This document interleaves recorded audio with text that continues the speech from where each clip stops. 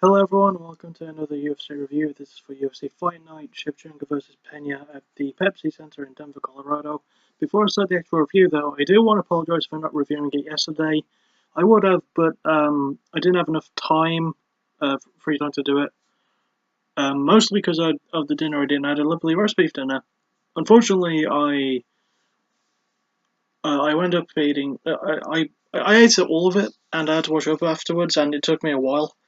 And I was very, very close to a food coma, so I wasn't really in a good condition to record, to be honest with you.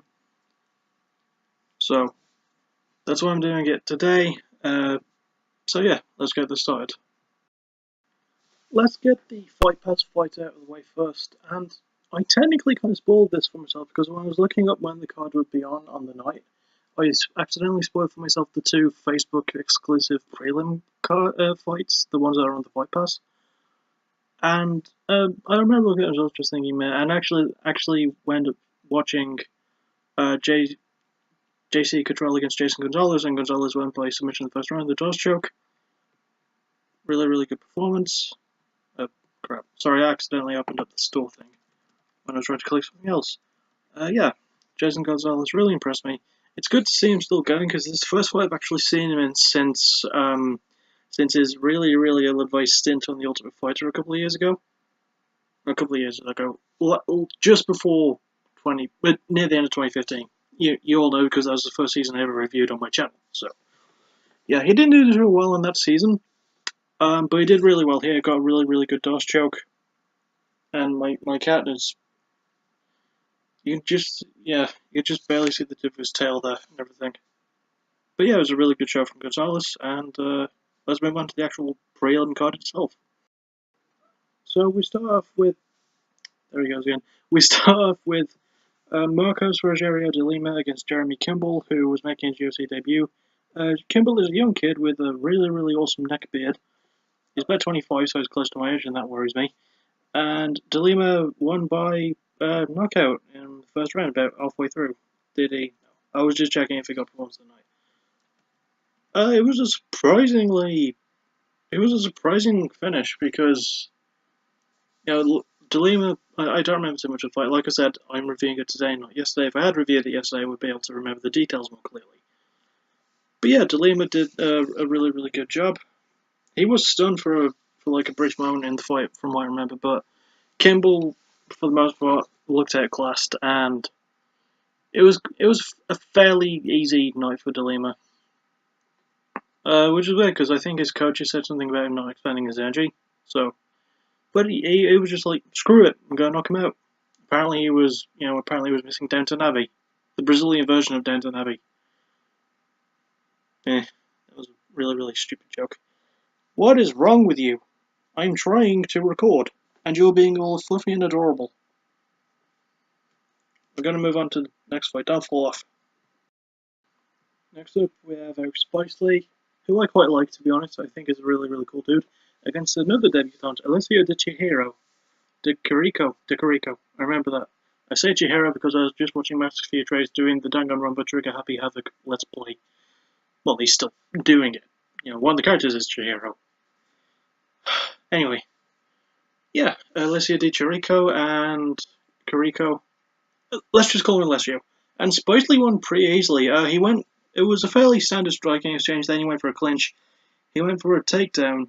Alessio reversed that and went up on top, but Spicely managed to stink in the triangle choke. It did take him a while to get it because one of Chirico's elbows was still in, but he managed to still get the tap. I was like, damn. I mean, I knew Spicely was good on the ground, but we didn't really get to see that much during his Ultimate Fighter run.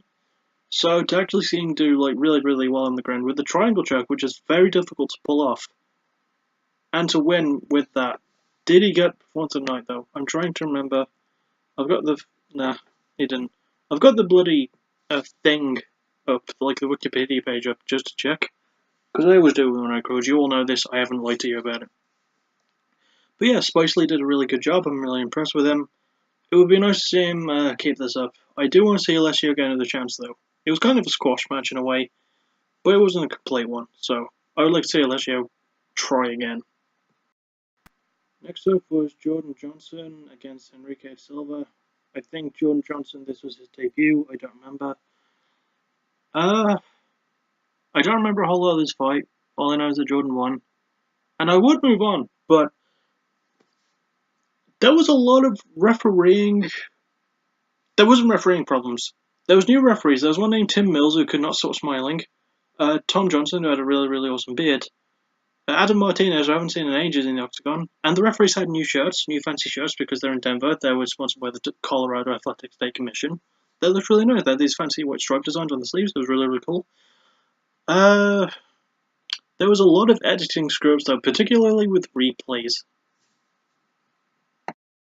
Like, there were several moments in the card where they would show a replay, or would start to show a replay and just show the graphic of, like, UFC on Fox or UFC Fighting or whatever, and then show the replay itself. And then there would be times where it would show the replay, show the graphic and pause everything, then show the replay again. There was a lot of screw-ups in terms of the editing, but, you know, you can't really blame that. I mean, everyone's prone to mistakes, especially considering it's a real-life thing about people punching each other for legitimate reasons. Well, maybe not reasons, because it's their job. That's a good enough reason, I think. But yeah, Johnson won. I don't remember much of the fight, which is a shame, because, like, I do like DeLima. Next up was the fight that I personally think should have gone for the night. None of the fights on the card were awarded for the night, but this was the closest one to it, I think. Bobby Nash, who I think was also making his debut, a lot of people appearing for the first time against Li Jingliang, who won the first ever and only ever, to my knowledge, Chinese season of the Ultimate Fighter. I know he won that. I've never actually seen him fight, and he really impressed me with this fight. But Bobby Nash wasn't too bad either. He did a really, really good job, despite losing by knockout near the end of the second round. Was it near the end? Yeah, it was. Holy crap. So, the first round was very, very evenly contested, but Li Jingliang just has this really, really viciously quick right overhand, sorry. And he was using it really, really well. He did stun Bobby Nash a couple of times, but Nash was able to stun back. The only lull in the fight was halfway through the second round when there was some clinching going on, but even then that wasn't boring. There was some really good exchanges, and Li Jingliang landed a beautiful elbow as they broke. Yeah, he managed to land one of those really good right overhands and clipped Nash right in the temple and managed to win by knockout. Really, really good fight, really good stoppage from Herb Dean, who's one of the best refs ever. Li Jingliang impressed me. This should have gone fight of the night because it was a very, very exciting fight. I'm disappointed it didn't get any bonus awards because it should have. Li Jingliang didn't even get a promise of the night. In fact, from looking up the Wikipedia page, all the main event fights got fight of the night, all 4 of them, so we'll get to that when we get to them, though. Somewhat regrettably, next up, the 5th card, the 5th fight on the prelim card, not the last one that's next, was Rafael Alonso against Aljamain Sterling. And this is a fight I wish I could forget, because it was so damn boring. The only exciting parts were in the first round, where Sterling was accidentally kicked in the nuts twice by Sun Tzu. But Sun Tzu still won by split decision. None of the nut shots were intentional.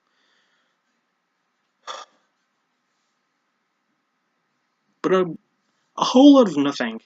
A whole lot of nothing just happened in this fight, really. There were both counter-strikers, and they were both relying too much on the other person's strike, and somehow Sun Tzu won. There really was not a lot going on. They were just plodding around a lot.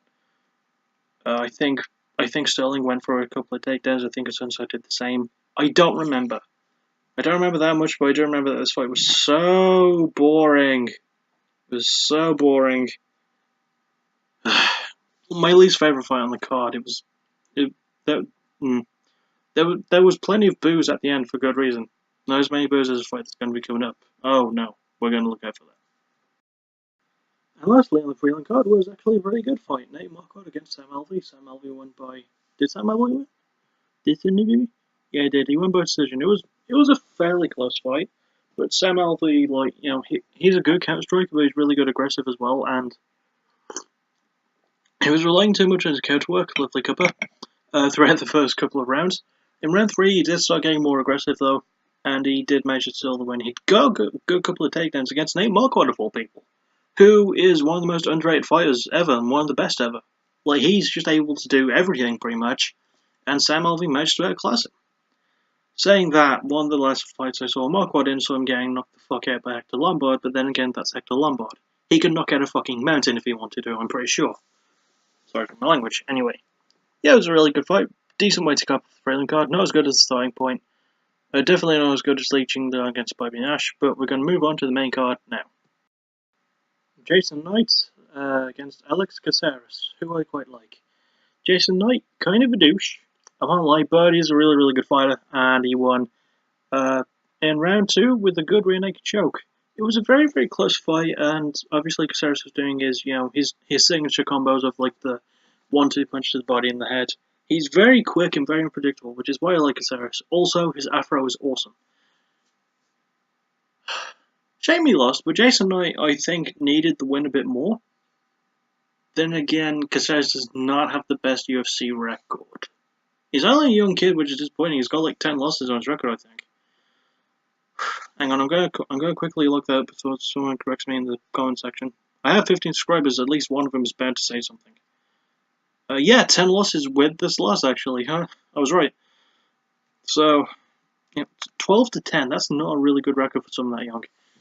In the UFC, no less. Anyway, Jason Knight did a really good job. He just managed to grapple Caceres, and he did actually have him in a naked choke near the end of the first round. But the fight was stopped. Not the fight was stopped. The round went over. The round got finished. You know what I mean. And yeah, eventually Jason Knight managed to do the same thing at some point in the second round, managed to get a rear naked choke. Really, really good victory. It did take a while to get there because it was still on the jaw, but it was that kind of submission that Damian Maia does where he could still submit them if he squeezed hard enough. And that did take a while, but Jason Knight managed to readjust, managed to get some really good mount positions on Caceres, then managed to actually finish him with the rear naked choke itself. Really, really, really sorry, saliva building up in my mouth. Really, really good job. Really disgusting about the saliva. I apologise. We're going to move on now. Next up is Francis the Predator Ngannou. Francis against Andrei Arlovski, the Pitbull. And holy crap. Ngannou pretty much destroyed Arlovski. 1 minute 30, that's all it took him. In the first round, 1 minute 30 just overall in the inside fight. Ngannou has finished all of his UFC fights from what I know. At least all of his MMA fights, I think. And he has... It was pretty quickly over. Arlovski looked kind of slow, to be honest, and Ngannou just landed a really, really good left that made... Oh! I just remembered the whole Kimball thing. Yeah, Kimball didn't get hit too much. He slipped up and then DeLima jumped on him and finished him with the strikes. I just remembered that as I was trying to remember the Ngannou-Arlovski fight. Okay, now that that's over, Ngannou-Arlovski. Blue Revolver Blue. Ngannou just landed a vicious right hand and knocked out Arlovski. Landed a couple more strikes and that was kind of it. And he got himself performance of the night. As I mentioned, all the fights on the main card got performance of the night. Jason Knight, Ngannou, and the next one. Oh, the next one. So, Donald Cowboy Cerrone against Jorge Masvidal, Gamebred Masvidal, was the co-main event, and as we all know, Cerrone is from Denver, Colorado. People love him in Denver, Colorado. He's a likable guy. He got murdered in the octagon, and he's completely fine now. But it was kind of one-sided. I mean, he did like some really, really good leg kicks and caused a welt on Masvidal's left leg, but he was knocked out in the second round after nearly being finished near the end of the first round in his hometown. I mean, between the rounds, Greg Jackson, who is the best coach ever, even said, "You are not going to lose in Colorado." In round 2, he lost in Colorado. Pretty early on, about a minute into round 2, he lost in his hometown. Masvidal used the same combo. He used the knock him down at the end of the first round and knocked him out with it in the second round. It was not a good showing for Cerrone, especially considering how strong he's been going lately. But then again, Masvidal is he's a crafty bastard. He's a really, really good fighter. He's got amazing boxing, probably the best boxing in the welterweight division at least. So, really good job from him. Would like to see Cerrone bounce back. I think this is the first time I've seen Cerrone lose by actual knockout. I know he lost by TKO to Anthony Pettis in 2013. But, yeah, we're just going to move on to the main event of the evening. Yay! And so, the main event of the evening, Valentina Shevchenko against Julianna Pena. I don't remember a whole lot of the fight. Nothing, it's not a surprise to you guys by now, I'm kind of lazy and forgetful and dumb. But, there was a lot of good grappling. There's really, Shevchenko was known for a clinch, for a very good Muay Thai clinch, and Pena managed to counteract that really, really well.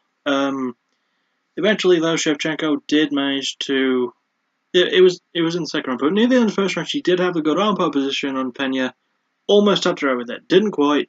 Did get in the second round though, and Pena tapped. It was a really good showing. She got performance of the night, as did Masvidal, Nagano, all the main card dudes, people got performance of the night. Okay, I've said it like 5 times now. Calm down. Anyway, more importantly, this fight was for a shot at the women's bantamweight titles. So Shevchenko was going to fight Amanda Nunes for the belt soon. I don't know when that'll be, but I'm looking forward to it. So yeah, it was a really good card. I wish I could have forgotten about the Asunso and Sterling fight existing, which is amazing considering that Sterling is really, really good, and Asunso can put enough work together to be good. So yeah. Anyway, that'll about do it for this review. It was a good card. I enjoyed it. I'm sorry for recording a day late because, as I mentioned, food coma and not having enough free time. So I'll see you all on either Friday or Saturday for my next backtracking episode, which is going to be about The Ghost Inside, because I love those guys. I want them to come back this year with a new album. I hope they've recovered enough from the terrible, terrible accident that happened in 2015. Please come back. I love them. Bye.